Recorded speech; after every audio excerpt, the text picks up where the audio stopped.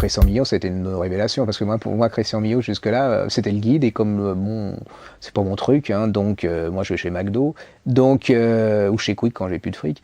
Et donc Christian Millot, j'avoue que là, je suis tombé complètement KO avec son journal impoli, que je mets à l'égal de journal de Jules Renard ou de Paul Léoto, qui est un type hyper cultivé, qui est pur incorrect comme on peut pas être incorrect maintenant, qui est méchant mais avec drôlerie, qui a un humour subtil, qui dit souvent tout haut ce que plein de gens disent tout bas, qui connaît quand même, qui connaît des Moria, qui a connu Orson Welles, c'est je l'imaginais, hein, voilà, c'est en fait c'est une caméra remontée, c'est un livre à remonter le temps, c'est subtil, c'est intelligent, c'est bon, il y a pas de mots pour raconter ce bouquin. Moi, c'était c'était une de nos grosses révélations cette année, et c'est comment dire, une mémoire, c'est comme un grillon africain, vous savez, il faut absolument. Alors là, allez-y, précipitez-vous, parce que là, vous avez devant vous quelque chose d'exceptionnel.